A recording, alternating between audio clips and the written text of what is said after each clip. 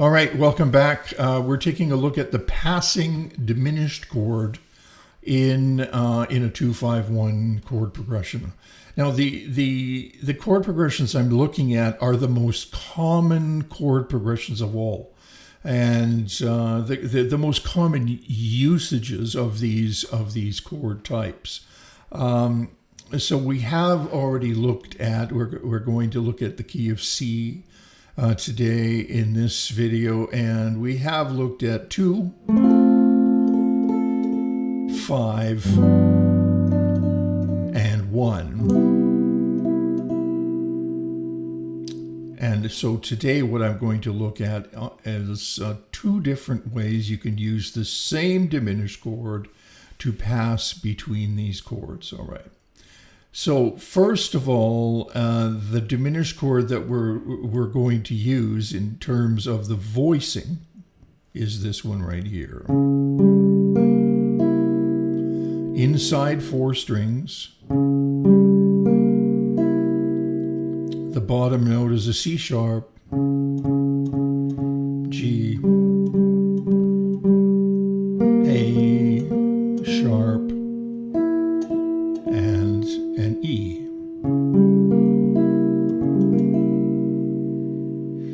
All right. So the first thing we're going to take a look at is starting on the 1 chord and moving to the 2 chord. Check it out. I'm keeping these 2 fingers down and I'm just flipping these around.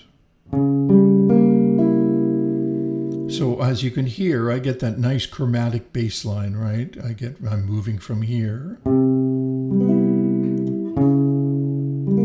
And then if I go to the 2 chord, so I have this movement on the bottom.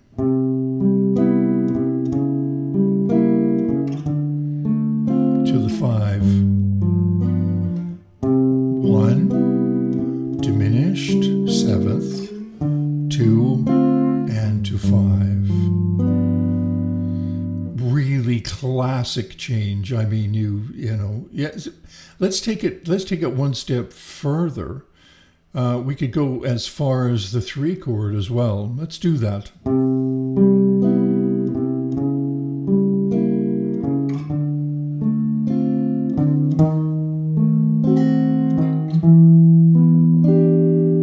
Up to the E minor, right? Doesn't that work great?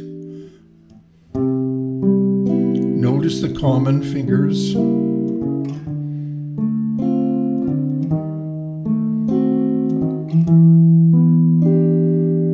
And why don't we back down?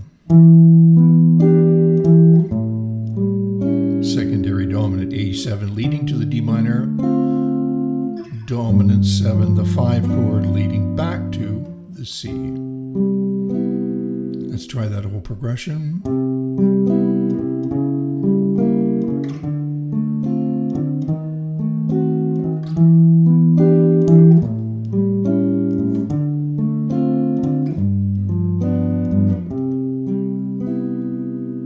Okay, cool. Now, at the top, I said that we're going to look at 2 different ways of using the same chord.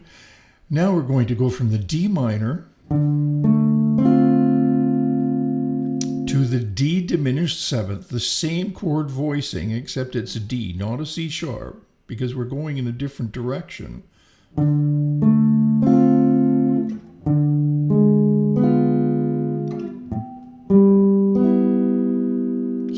I missed the root.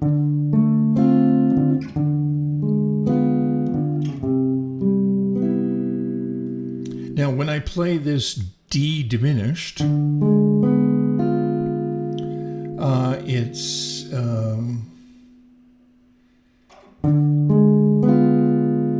very closely related to the 5 chord, to the G7, right? So if I looked at this as a G7 chord, I'd have the 5 here of the G7 chord. Here's my flat 9. Here's the 3 of the chord. And here's the 7 of the chord. So effectively what this is like a G7 flat 9 with a 5 in the bass. Right?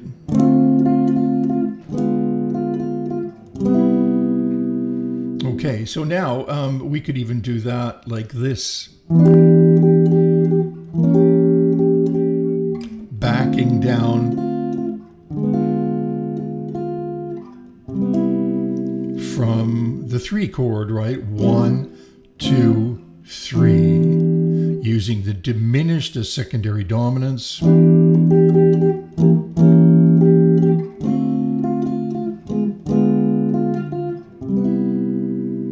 Okay.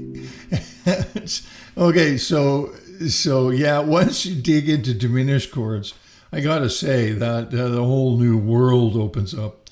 Let's put it this way: a diminished chord, a diminished 7th chord, is really a dominant chord sound. It's not in its own separate category. It just becomes a dominant chord sound, and it wants to be resolved to its 1 chord, whatever that may be. In this case, I'm looking at 1, 2, 3, right, and the 5 chord, and also the secondary dominant leading back to the 2. And then these different functions of the diminished voicing, or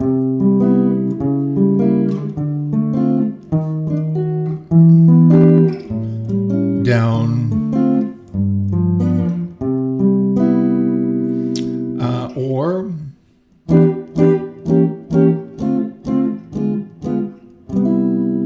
which effectively is a E minor to an A7 flat 9 to a D minor to a G7 flat 9 to a 1. All right, remember to put these chords on top of scale templates, so you're not just playing chord pictures, but you at least have some linear representation of those chords underneath the chords that you're playing. If you we'd have to look at diminished arpeggios in a separate lesson. Okay. Great. I hope that was a help to you.